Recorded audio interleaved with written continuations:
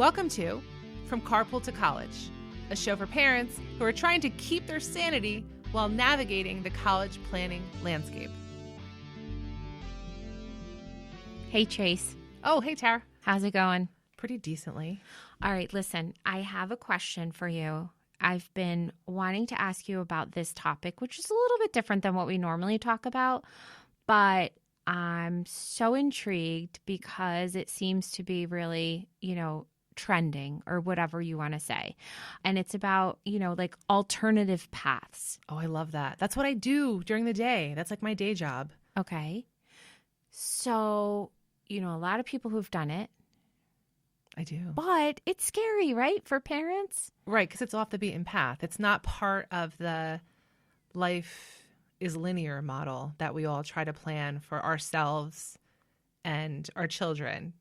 Right. And if you think back, I know we always bring back our experiences, going to college, even our parents, right, and their paths. It was very safe for the most part. And those paths usually were very traditional, but as we've moved further and further away from that generation and from that kind of mentality, it seems that it's opened up a whole host of possibilities, right, for people, which is actually good if you think about it, because, everything, the world is changing in so many ways. I am wondering what you're going to ask me, because this is like, what is it? What did you find? What did you find? All right. So first, I have to tell you about this.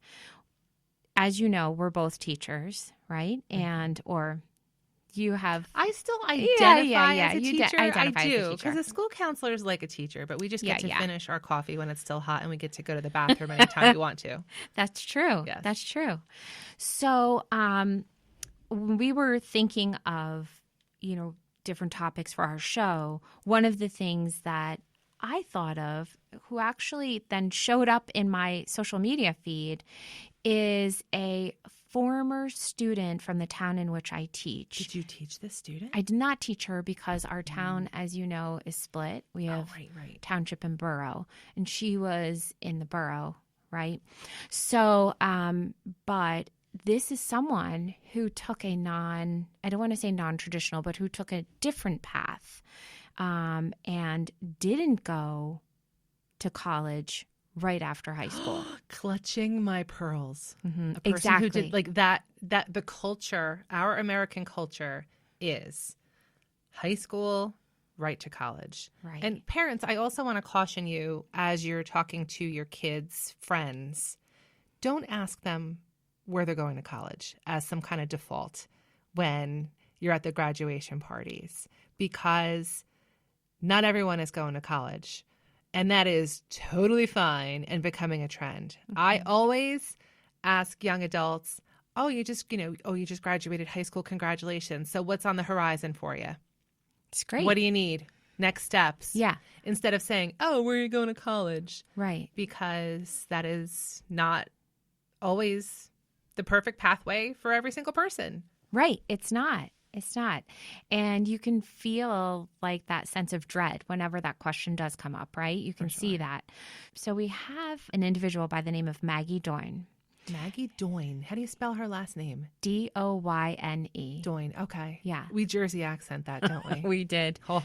Similar to voice, right? I work on a daily basis to say that in a way that is just... How are you supposed to say voice? I don't know. It's one of my little, things that I think about at night. Yes, my life is exciting, but nevertheless, so we actually had Maggie Doyne come and visit us to speak about her life after graduating West Morris Mendham High School. And she took all of her babysitting money, went on a gap year, wound up in Nepal. What? Mm-hmm. Her story is absolutely amazing. Absolutely amazing.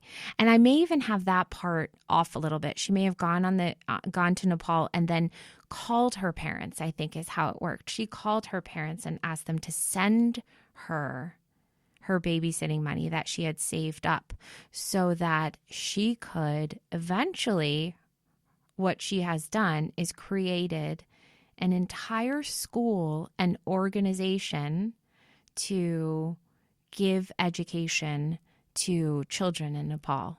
She's unreal. She's unbelievable. And she has a movie that's out, a book, and then they turned it into a movie. Oh, good for her. Called Between the Mountain and the Sky, which is actually going to be showing in New York City soon. But we should go see it. We should go see it. Is it in previews or something? It is. Or just in small, like in small theaters. Small what do theaters. They call that? Like limited release or something? Oh, we should totally go see it. Yes. She was actually even named CNN Hero of the Year in 2015.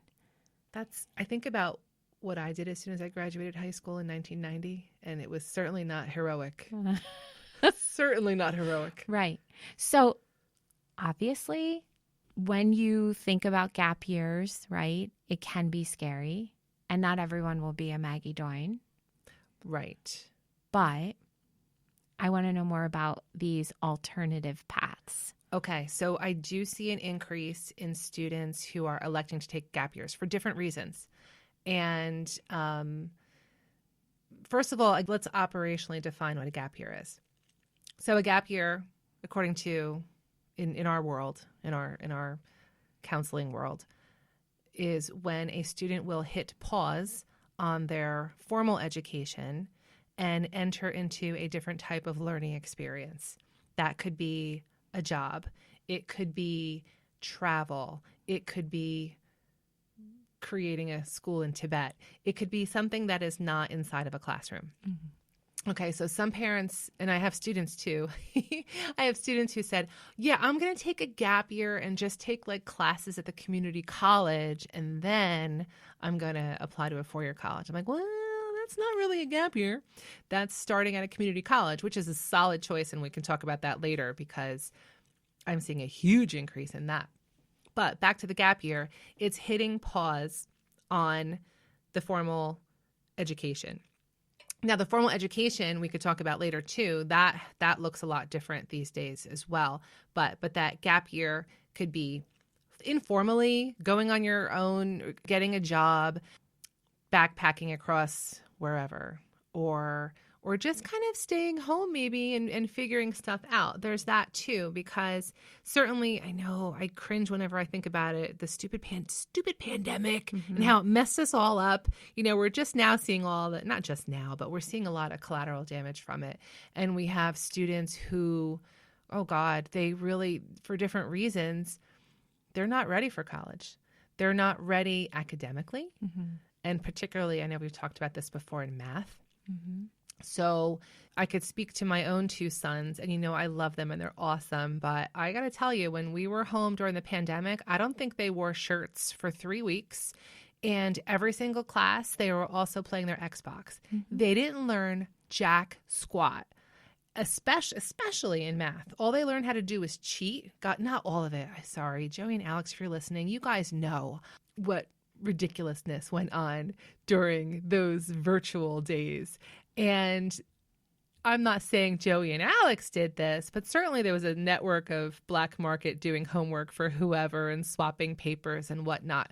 So I guess there's some discrete learning that went on, but certainly it was not traditional. So it has caught up with the kids.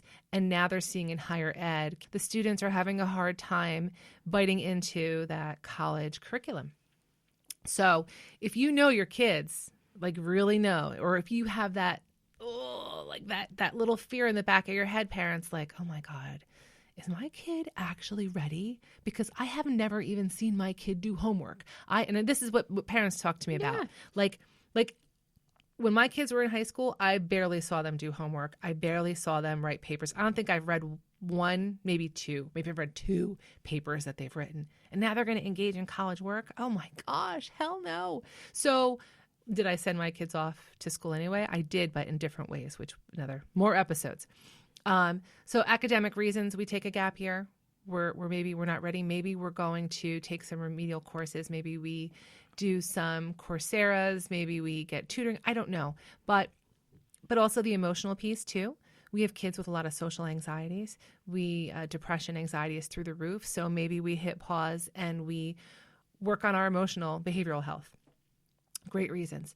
Maybe we're just not independent. Maybe we get a part-time job and we learn how to show up at ShopRite 10 minutes before your shift and leave 5 minutes later.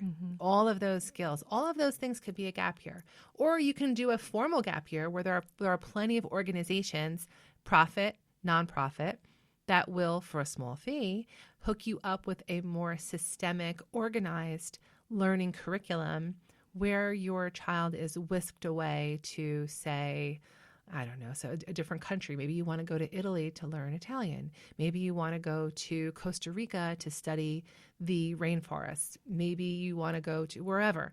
And there's curriculum embedded in it based mostly on interest. In some cases, there's college credit earned. It really is tied to the money that you put in and the accreditation of the gap year programs. But there's some solid programs for sure. So the gap year is quite a thing. Did I tell you about my son Joey's friend who took a gap year? No. What about her? Okay. So she, Tara's like, sure, yeah, you know exactly what I'm talking about because I showed you her Instagram. Yes, which you is did. amazing, All right, right? good. Yeah, but I'm going to tell you, but I showed you her because she's beautiful. Yes, she's beautiful. Yep. I'm not going to say her name, but hopefully she will be a guest for us and she could talk about her experience. But she's a brilliant girl, pre-med dancer. And she has a very prolific social media, Instagram and TikTok videos. Of course, I've watched and liked them all because I adore her. Because she's brains, beauty, talent, and she had the guts to take a gap year. She ended up, as a dancer, she danced on a Royal Caribbean cruise line as part of the theatrical troupe. Right. Got paid for it and traveled the freaking world. Unbelievable. And she kept her acceptance to her 4-year college. So she applied to all her colleges and she got in her, I don't know where else she applied. I'm not going to say where she went, but very competitive school. Right. Wait, so hold on one second to interrupt just for a quick second. You can pause your acceptance. Yes, you can defer Explain your that. acceptance. Okay. Yes, you can defer your acceptance. So let's say you're considering, this girl, right? She was considering a gap year. Right. But she wasn't sure. So she applied to colleges. Don't forget, you're applying to colleges in the summer before your senior year in high school. So it's really hard to know. When things came together for her with getting this job on the cruise line, she was getting accepted to all these different colleges. So she picked the one that she wanted to, said yes to the dress, and asked for a deferment. Can I defer my admission? Because she's accepted, but she could defer her admission for a year. For 1 year. For one year. Would you please keep my financial aid? Would you hold my spot for the next graduating class? And I will attend. And they did. And she's there now. And she is thriving. Mm-hmm. And my God, her Instagram. Yeah, it's amazing. So in order for those things to fall into place, I mean, her parents must have been super supportive, right? Oh, for sure. For sure. Yeah. You do. So that's a piece of it.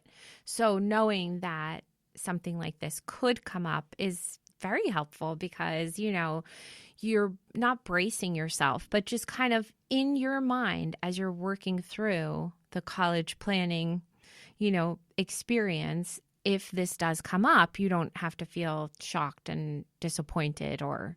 No, we're talking about kind of veering off the beaten path. That's kind of the theme of what we're talking about. But as time is marching on here, as the world is changing so quickly, there never were any sure things. But I think for people our age, we know life is not linear. Life hasn't been linear. Our careers have not been linear.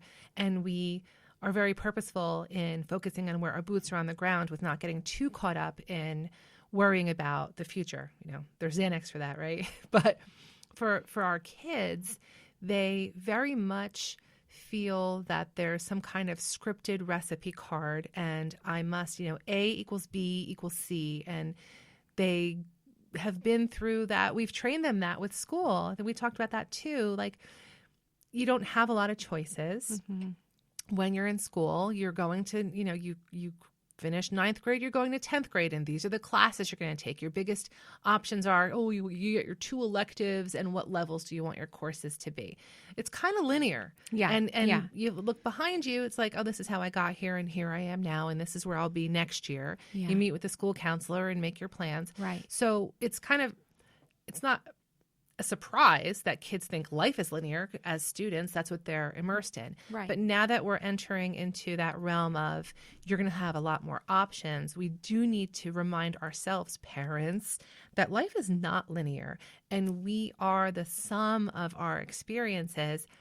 And we have to listen to our kids. We have to look at them and not impose what we think is right just because it's what our experience is, because the world has changed and they have a lot more choices, a lot more experiences. So that's kind of the gap year. Yeah. That's kind of it in a nutshell. I think it's a big fear thing that kids won't go back to school after they take a year off, but it's becoming increasingly more common, and parents having a conversation about boundaries and expectations. Did you ever consider it?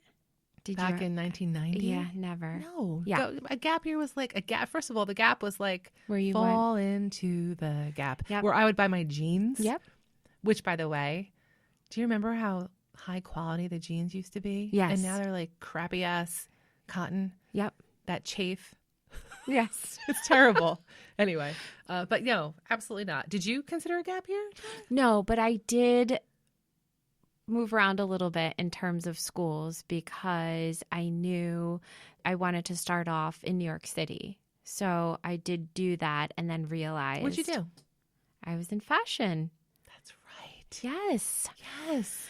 But from there, I wound up coming back to New Jersey and getting my bachelor's in English. And then from there, went into television. So you just don't know. It's not linear. And then we have to remind our parents of that. Right. Exactly. So that's good because I think that when these things come up, if you have just a little bit of space in your mind for them ahead of time, not that you need to brace yourself, but you can just kind of, not have that knee-jerk reaction where you're going to be upset or, think, they're never going to go to college if they take a year off or... Right. Oh, exactly. And I think when we were growing up, it was more of an elitist thing. Like, I took a gap year and I backpacked across Europe. Yes. It's like, oh, yeah, I was working at Kmart. I was working at the dry cleaners, but same thing. Same thing. So I think it was just not for the average family. But the gap year has become an integral piece of the average family whose our kids are just not there yet for independent living. I mean, we also can talk about students with special needs. And when I say special needs, I don't mean like a lot, like significant. I mean just like your average neurodivergent kid, which is like what, 1 in like 30 now, I think is the stat. So taking a kid who is, who has neurodivergency, like going to college by him or herself, it's like that's a huge step. It is. And just because you're chronologically 18 doesn't mean anything. I'm trying not to curse here. I'll save that for the Patreon listeners. Good. Yeah. You don't have to edit anything out, Chris, because I'm not doing it. I'm not doing it. This is family friendly. But it is something to consider for our kids who have neurodivergent facets to their learning or just their daily living or their social vibe. Right. So lots to consider. So much to consider with that. It's true. So whenever, we talk about these different topics, we always try to make it something that is like a really valuable takeaway and something that's tangible or actionable, right? Something that we can have you go and, use to your advantage, right? So one of the things that I wanted to ask you is when you have someone sitting here listening to our show and they're saying, oh, that's my kid, but I don't know what to do with it. I have no clue. I don't know. Should I tell her to go talk to her school counselor? Should I go and start researching things? So my question to you is, what advice do you give someone if they are interested in exploring any of these like alternative paths? What can they do? Where should they be looking? Who should they be looking to? Who should they be speaking with? Great questions. First of all, speak to the school counselor. Start there. And absolutely hit the internet, do the searches, and just know as you're looking through all that information, the gap year can be a formal gap year where you're looking to pay someone or enter into a program that is designed for taking your kid for a certain amount of time. So that's the one type of gap year. And then the other type of gap year is where you're kind of going rogue and you're letting your kid or your family kind of sculpt what that's going to look like. That's usually in the form of a part-time job or a full-time job or an internship or travel. Maybe you're going to send your kid to your cousin Filomena in Milan to learn Italian.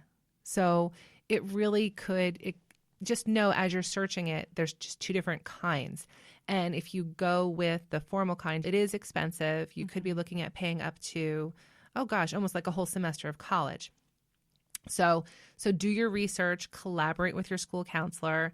If you have any friends in the business, we over here at Academic Mentoring LLC, like we do consulting like that. You could certainly drop us an email and consult with us. One size does not fit all with the gap year, but more importantly than the what is the why. Mm-hmm. Why is a gap year important for your kid? Think about it. Is it academic? What are the grades? We know as teachers, grade inflation is crazy. So, your kid has a 3.5 GPA. That sounds so impressive, right?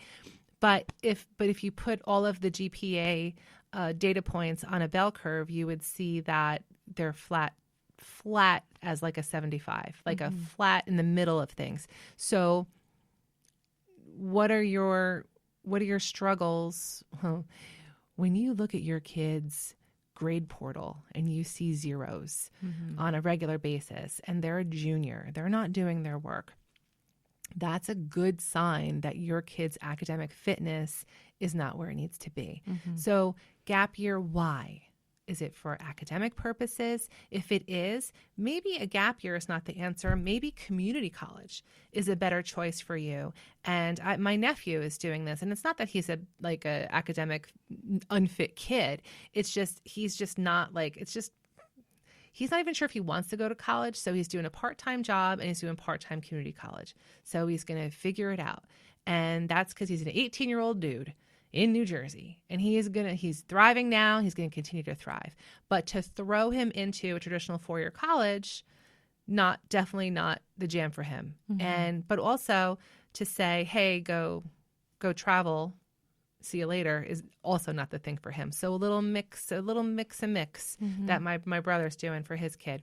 So it's like 1 or 2 classes at community college, full-time job or part-time job, like 30 hours a week, just to balance it all, and he'll figure it out. He's going to figure out what the hell he doesn't like, that's for sure. Yeah, right? And maybe that's what needs to happen sometimes. So to answer your question, certainly check things out on the internet, touch base with that school counselor, get an honest assessment of academic, emotional, social needs, and then make those decisions.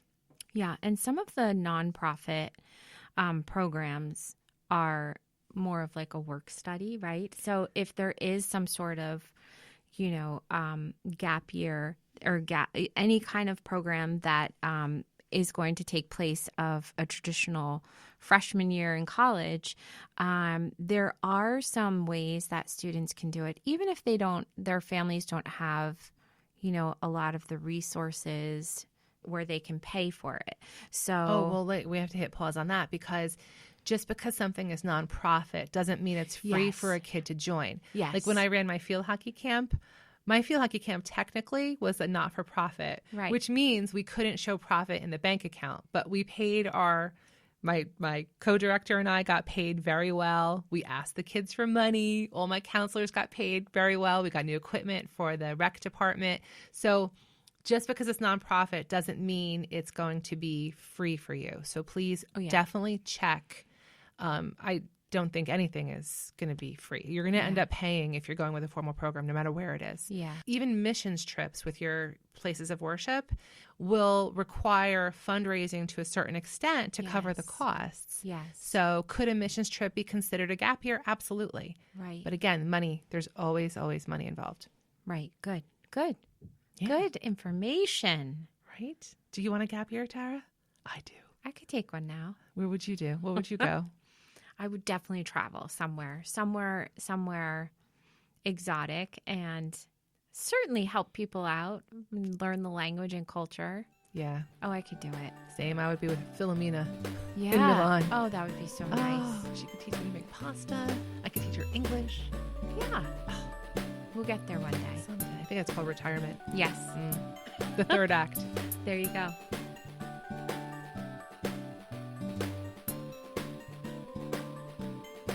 Please follow us, subscribe to us, like us, and love us wherever you listen to us.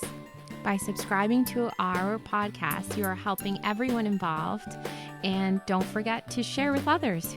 And consider supporting us on Patreon because, as you may know, Tara and I are both public school employees, and these podcasts are not free to produce, but our goal is to provide access to our information to everyone without spending thousands of dollars before your kid even gets to college. So consider supporting us on Patreon at the spectator level, the JV or varsity level. We will give you extra resources and all our love and support. We also want to have special thanks to our producer, Chris Rywalt. Without him, you would be hearing all sorts of terrible bloopers and outtakes. And now for some legal stuff. The content of this podcast is for informational and educational entertainment purposes only, and is provided as is with no guarantee of accuracy, completeness, timeliness, or outcomes. I could keep going, but I will spare you, and I will post this entire legal disclaimer on our website, www.academicmentoringllc.com, under podcast. Tara and I are so glad you joined us today on From Carpool to College. See you next time. Something like that. Yeah. Done? That's good. Okay, Chris, make that pretty, please. Pretty, please. Make it pretty, please.